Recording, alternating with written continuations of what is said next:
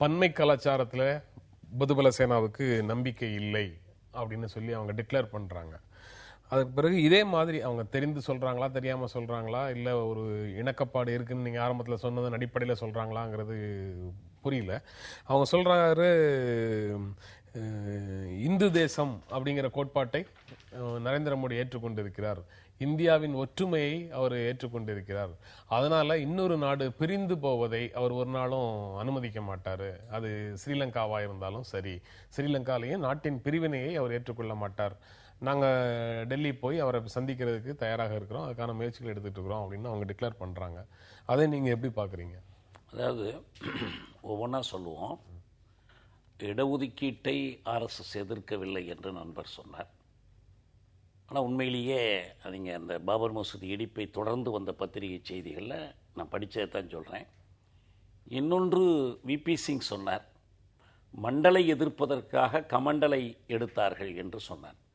மண்டல் பரிந்துரையை பாஜகவும் தமிழ்நாட்டுக்கு வெளியில் எதிர்த்தார்கள் என்பது தான் உண்மை. அதில் அந்த எதிர்ப்பு கிளர்ச்சிகளில் பாஜக காங்கிரஸும் கூட இருந்தாங்க ஓரளவுக்கு, அது தனி செய்தி. இப்போ நான் அதுக்குள்ளே மீண்டும் எல்லாருக்கும் தெரிஞ்ச செய்திகள், அதுக்குள்ளே நம்ம போக வேண்டியதில்லை.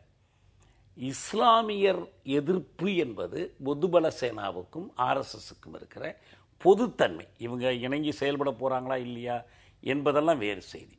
ரெண்டாவது, இலங்கை பேரினவாதம் சிங்கள பேரினவாதம் செயல்படுகிற முறை பற்றி நாம் சரியாக புரிந்து கொள்ளணும். அந்த இலங்கையினுடைய சட்டப்படியே பௌத்தர் அல்லாதவரோ சிங்களவர் அல்லாதவர் பதவிக்கு வர முடியாது என்பது ஒரு தவறான தகவல். அந்த இலங்கை அரசமைப்பில் 72ஆம் வருட அரசமைப்பு, 78ஆம் வருட அரசமைப்பில் அப்படி எந்த விதியுமே இல்லை. சந்திரிகாவை பொறுத்தவரை லக்ஷ்மண் கதிர்காமரை பிரதமராக்கணும்னு கூட அவங்க விருப்பப்பட்டாங்க. ஆனால் பொதுவாக அந்த சிங்கள பேரினவாதம் உணர்வுள்ள மக்கள் அதை ஏற்றுக்கொள்ள மாட்டார்கள்னு சொல்லி அதை தடுத்துட்டாங்க. இங்கே என்னன்னா, ஒன்றுபட்ட இலங்கை என்ற பெயரிலும் இலங்கை அரசமைப்பு என்ற பெயரிலும் எது முன்வைக்கப்படுதுன்னா யூனிட்டரி ஸ்டேட்டுங்கிறது தான். விதின் யூனிட்டரி ஸ்டேட்டா அல்லது யுனைடெட் ஸ்ரீலங்காவா, இந்த கேள்விக்கு பதில் சொல்லணும். அரசமைப்பு சட்டத்தினுடைய 2வது உறுப்பு Sri Lanka shall be a unitary ரிப்பப்ளிக்னு தெளிவாக சொல்லுது. 13வது திருத்தமோ வேறு எந்த திருத்தமோ இந்தியா முன்வைக்கிற யோசனையோ இந்திய இலங்கை உடன்பாடோ எதுவுமே இதை மாற்றலை. இதை வச்சுக்கிட்டே சம உரிமை பற்றி பேசி கொண்டிருக்கிறதுல அர்த்தம் இல்லை. இயல்பாகவே சிங்கள பேரினவாதம் அரசமைப்பு ரீதியாக பாதுகாக்கப்பட்டிருக்கு. அப்படி ஒரு பாதுகாக்கப்பட்ட ஒரு அரசமைப்பை அப்படியே மோடியும் ஏற்றுக்கொள்வார். ஒன்றுபட்ட இலங்கை, ஏன்னா நமக்கு ரொம்ப நல்லா தெரியும், பாகிஸ்தானை 2ஆக பிரித்ததை பிஜேபியோ அல்லது அன்னைக்கு இருந்த ஜனசங்கமோ யாரும் எதிர்க்கலை. ஒரு நாடு 2ஆக உடையவே கூடாதுங்கிற கருத்தெல்லாம் இவங்களுக்கு கிடையாது. தென்னாப்பிரிக்காவிலேருந்து நமீபியா பிரிஞ்சதை எதிர்க்கலை, கிழக்கு தைமூர் இந்தோனேஷியாவிலேருந்து பிரிஞ்சதை எதிர்க்கலை, சூடான்லேருந்து தெற்கு சூடான் பிரிஞ்சதை எதிர்க்கலை, செர்பியாவிலேருந்து குரேஷியா மாண்டினேக்ரோ பிரிஞ்சதெல்லாம் எதிர்க்கலை. ஏன் அப்போ இலங்கையில் மட்டும் அப்படி ஒரு நிபந்தனை? அப்போ ஒன்று சொல்லுங்க, 2க்கும் முழு சமத்துவம். இன்னைக்கு அவர் ஒரு உதாரணம் மோகன் பகவத் சொன்னதை நீங்கள் நல்லா கவனிச்சிங்கன்னா, ஜெர்மானியர்களுடைய நாடு ஜெர்மன் நாடு, ஆங்கிலேயர்களுடைய நாடு இங்கிலாந்து, இப்படி ஒவ்வொரு நாடும் இது எல்லாமே ஜெர்மன் என்பது மதம் அல்ல, அது அவங்களுடைய மொழி, அவங்களுடைய தேசிய இனம் பண்பாடு. நம்மளும் அதான் சொல்கிறோம், ஸ்காட்லாந்தியர்கள் ஸ்காட்லாந்தியர்களாக இருக்கிறாங்க, அவர்களுக்கு ஒரு பார்லிமெண்ட் இருக்கு, வேண்டுமானால் பிரிந்து போவதற்கான உரிமை இருக்கு, வாக்கெடுப்பு நடத்தி சேர்ந்து இருக்கிறாங்க. இன்னும் சொல்ல போனால் உலக விளையாட்டு போட்டிகளில் பார்த்தீங்கன்னா இங்கிலாந்து அணி போலேயே ஒரு ஸ்காட்லாந்து அணியும் அங்கே இடம்பெறுது. உங்களுக்கு கடந்த காலத்தில் அயர்லாந்து தனியாக பிரிஞ்சே போயிடுச்சுது. இப்போ இந்த சமத்துவ உரிமையின் அடிப்படையிலான ஒற்றுமையை தான் நம்ம வலியுறுத்துகிறோம். ஒற்றுமை கூடாதுன்னு நம்ம சொல்லலை. அது மதத்தின் அடிப்படையில் உருவாக்கப்பட முடியாது. அது மதத்தின் அடிப்படையில் உருவாக்கப்படுதுன்னு சொன்னால் ஒரு பெரும்பான்மை மதம் சிறுபான்மையை ஒடுக்குவதாக அது அமைஞ்சிரும். எப்படி நமக்கு இலங்கையினுடைய அனுபவம் இருக்குது, அதே போல் ஒரு மொழினா எல்லா மொழிகளுக்கும் சமத்துவம் வேணும். இன ரீதியாக நான் இதை சொன்னது ரொம்ப இடஒதுக்கீட்டில் விபி சிங் காலத்தை சொன்னார். அயோத்தி பிரச்சனை வந்தப்போ விபி சிங் என்ன கமண்டலத்துக்கு என்ன சொன்னார், அயோத்தி பிரச்சனையை வச்சுன்னு சொல்கிறார். அருண் ஷோரி விபி சிங் அப்போ போய் சந்திச்சு இந்தியன் எக்ஸ்பிரஸோட எடிட்டர் அருண் ஷோரி என்ன சொல்லியிருக்காருன்னா, எதுக்கு இவங்க பெரிய பெரிய ராமர் கோயில் அங்கே போய் அயோத்தி மசூதியை பாபர் மசூதி இடிக்க போகிறேன்னு பெரிய போராட்டம் பண்ணுறாங்க, 10 பேரை கூப்பிட்டு காலால் அடிச்சா கட்டடம் பழைய காலத்து கட்டம் இடிஞ்சு விழுந்து செங்கலை எடுத்துகிட்டு போயிடலாமே, இப்படி சொன்ன ஒரு விபி சிங். அதனால் அவர் எல்லா தரப்பும் எப்படி வேணாலும் அரசியலுக்காக எப்படி வேணாலும் பேசியிருக்கலாம். ஆர்எஸ்எஸும் சரி பாரதிய ஜனதா சங்கத்துடைய தீர்மானங்கள்லாம் புத்தகங்களாக வெளிவந்திருக்கு, அவசியம் எடுத்து ஐயா படிக்கணும். ஒரு தீர்மானத்தில் கூட இடஒதுக்கீடை எதிர்ப்பதாக எங்கும் தீர்மானம் கிடையாது. எந்த பாரதிய ஜனதா கட்சிக்காரங்களும் அதில் போய் கலந்து தனிப்பட்ட நம்ம போயிருக்கலாம். கட்சி சார்பாக நாட்டுல எங்கேயுமே கலந்துட்டு கிடையாது. கட்சி ரீதியா எங்கேயுமே கலந்துக்கல. ரெண்டாவது கோரி RSS எந்த போராட்டமும் நடத்தியது RSS போராட்டம் நடத்தக்கூடிய அமைப்பு கிடையாது. RSS இதுவரை எந்த போராட்டம் நடத்தினது கிடையாது. என்ன RSS ஆனா இடஒதுக்கீடு எதிர்த்து ஆர்ப்பாட்டம் நடத்தலையே எங்கேயும். அதனால RSSக்கு இடஒதுக்கீடு எப்பொழுதும் ஆதரித்து தான் வந்திருக்கு. அமல்படுத்த கோரியும் ஆர்ப்பாட்டம் நடத்தல. அந்த பரிவார அமைப்புகள் தான் எந்த பரிவார அமைப்புல எடுங்க, எங்களுக்கு 50 பரிவார இருக்கு. எந்த அமைப்புமே இடஒதுக்கீடு எதிர்க்கக்கூடிய அமைப்பு கிடையாது.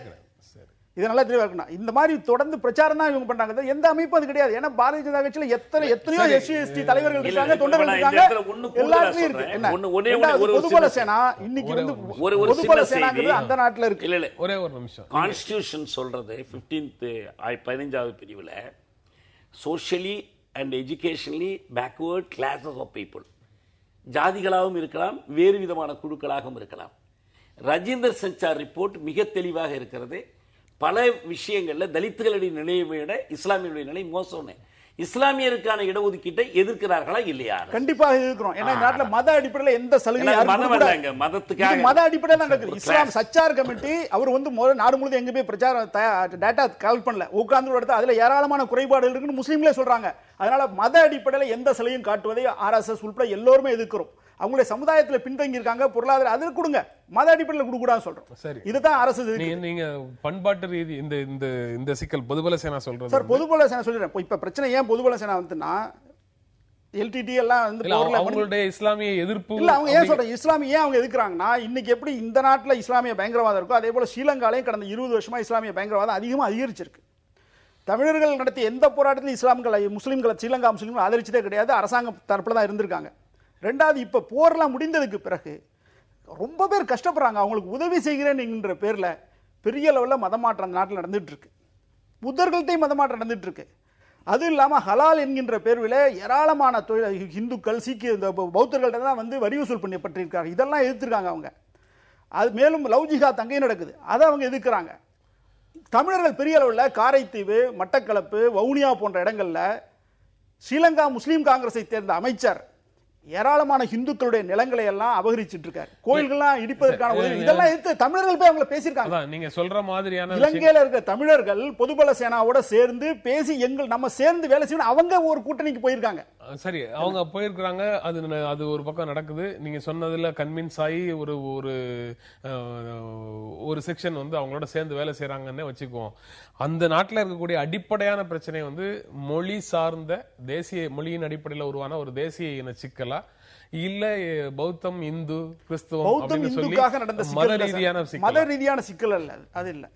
அது தமிழர்களுக்கு, அந்த நாட்டில் தமிழர்கள் பூர்வீக மக்கள் தான். எப்படி சிங்களவர்கள் எப்படி புத்தர்கள் அசோகர் காலத்துக்கு பிறகு அதற்கு முன்பே இருந்து தமிழர்கள் இருந்திருக்காங்க. அது அந்த நாட்டில் பெரிய சர்ச்சையை போயிட்டு இருக்கு. ஆனால் கூட அங்க இருக்கிற தமிழர்கள் அனைத்து உரிமைகளையும் பெற்று, அரசியல் உரிமையா இருக்கலாம், பொருளாதார இருக்கலாம், சமூக உரிமையா இருக்கலாம், எல்லா கல்வி உரிமையா இருக்கலாம், எல்லா உரிமைகளும் சமமாக நடத்தப்பட வேண்டும். இதுதான் நம்முடைய கோரிக்கை. அது அங்க இல்ல. அதனாலதான் மோதல் நடந்து சமமாக நடத்தப்பட வேண்டும். அதுக்காக 13வது அரசியல் திட்டம் ராஜீவ்காந்தி இதுல உடன்படிக்கை வந்து இப்ப மோடி கூட முடிவு வந்து பிரதமரா பதவி ஏற்கிறப்ப இலங்கை அதிபர் ராஜபக்சே சந்தப்பா முதல் கேள்வி தான் கேட்டுக்காரு. அடுத்த நாள், நீங்க ஏன் 13வது அரசியல் சீர்திருத்தத்தை நடைமுறைப்படுத்துறது இல்ல, அதை உடனே பண்ணுங்க போது அவர் கொஞ்சம் தயக்கம் பண்ணிருக்காரு. சொல்லிருக்காரு, அது நீங்கள் பெற்ற குழந்தை, நீங்க தான் வளர்க்கணும் இருக்காரு. அதனால பொதுபல சேனா 13வது அரசியலமைப்பு சட்டத்தை ஏற்றுக்கொள்ளவில்லை. ஆனா நாம சொல்றோம், நம்ம அரசாங்கம் அதை வலியுறுத்த மாட்டார் அப்படின்னு சொல்லியும் நாங்க நம்புறோம். அவங்க நம்பலாம். ஆனா நம்மளுடைய அரசாங்கம் இலங்கையில இருக்க தமிழர்கள் இலங்கை சிங்கள மக்களுக்கு இணையாக நடத்தப்பட வேண்டும் என்பதைத்தான் இப்ப இருக்கிற அரசாங்கம் விரும்புது. அதற்கான முயற்சிகளை ஈடுபட்டு இருக்கு. நான் ஒன்று தெளிவா சொல்ல விரும்புறேன். என்னன்னா, இந்த 13வது சட்ட திருத்தம் என்பது எந்த வகையிலும் தமிழர்களுக்கும் சிங்களர்களுக்கும் சமத்துவம் கொடுக்காது. அந்த சட்டத்தில் தமிழர் என்ற சொல்லே இல்லை. 13வது சட்ட திருத்தம் என்பது இலங்கையில் 9 மாகாணங்கள் இருக்கின்றன. இந்த மாகாணம் ஒவ்வொன்றுக்கும், தமிழ் மாகாணம் சிங்கள மாகாணம் இல்லை, நிர்வாக பிரிவுகள், ஆளுநர், முதலமைச்சர், சபையெல்லாம் இருக்கும். அதிபர் விரும்பினால் ஒன்றுக்கு மேற்பட்ட மாகாணங்களுக்கு ஒரு சபை அமைக்கலாம். இதை வைத்துக்கொண்டு வடக்கு கிழக்கு தற்காலிக இணைப்பு வந்துச்சு. உச்சநீதிமன்றம் அளித்த தீர்ப்பு என்னன்னா, இலங்கை ஒற்றையாட்சி அரசமைப்பை கொண்டிருக்கிற காரணத்தினால் மொழி சார்ந்த மக்களுக்கு என்று ஒரு மாகாணம் அமைக்க முடியாது, எனவே வடக்கு கிழக்கு இணைப்பு செல்லாதுன்னு சொல்லிடுச்சு. அன்றைக்கு இருந்த இந்திய அரசு, மன்மோகன் அரசும் வடக்கு கிழக்கு இணைப்பை வலியுறுத்தலை. ஏன்னா ராஜீவ்காந்தி கூட நீங்க கையெழுத்து போட்ட ஒப்பந்தம் இருக்குன்னு கேட்கல. இன்னைக்கு இருக்கிற நரேந்திர மோடி அரசும் ராஜபக்சேயிடம் வடக்கு கிழக்கை இணைத்து தமிழ் மாகாணம் அமைங்கள்னு சொல்லவே இல்லை. தமிழ் என்ற சொல்லோ தமிழர் என்ற சொல்லோ அதில் கிடையாது. 13வது திருத்தம் ஒரு ஏமாற்று, எந்த அதிகாரமும் கிடையாது. ப்ராவின்ஸ் தான், ஸ்டேட்டு கிடையாது. சட்டம் இயற்றுகிற அதிகாரம் கொண்ட ஒரு சபை கிடையாது. ஏன்னா இலங்கையினுடைய அரசமைப்பு சட்டத்தினுடைய 76வது பிரிவின்படி ஒரே ஒரு பார்லிமெண்ட் தான் இருக்க முடியும். அதுக்கு மட்டும்தான் எல்லா அதிகாரம் உண்டு. Legislative powers can never be abdicated by parliament அது சொல்லுது. 83வது பிரிவின்படி இதுல என்ன திருத்தம் கொண்டு வந்தாலும் யூனிட்டரி ஸ்டேட்டை ஃபெடரல் ஸ்டேட்டை மாத்திரதா இருந்தா 3/2 பங்கு திருத்தம் மட்டும் போதாது. சிங்கள மக்கள் பெரும்பான்மையாக இருக்கிற வாக்காளர்களிடம் போய் பொதுசன வாக்கெடுப்பு நடத்தணும் இருக்கு. இதுதான் சிங்கள பேரினவாதம் செயல்படுகிற முறை. இத 13வது திருத்தம் ஒரு மோசடி. ராஜீவ் செய்த மோசடி, மன்மோகன் சிங் தொடர்ந்த மோசடி, ராஜபக்சேயின் மோசடி, நரேந்திர மோடியின் மோசடி. 13வது திருத்தத்தை காட்டி ஏமாற்ற வேண்டாம். 13வது சட்டத்தை ஏமாத்திரம் அது வேற. அது வந்து மொழி அடிப்படையில் பிரிக்கல. அது நம்ம நாட்டில் எப்படி மாகாணங்கள் இருக்கோ அது போல மாகாணங்கள். எல்டிடி என்ன கோரிக்கை வச்சாங்க, வடக்கை கிழக்கை சேர்த்து ஒரே மாகாணமாக அறிவிக்கணும்னு சொன்னாங்க. அங்க முரண்பாடு வந்து போச்சு. கிழக்குல இருக்கிறவங்க சிங்களவர்கள் இருக்காங்க, முஸ்லீம்கள் இருக்காங்க, தமிழர்கள் இருக்காங்க, கிட்டத்தட்ட சரிசமமா இருக்காங்க. அங்க எதிர்ப்பு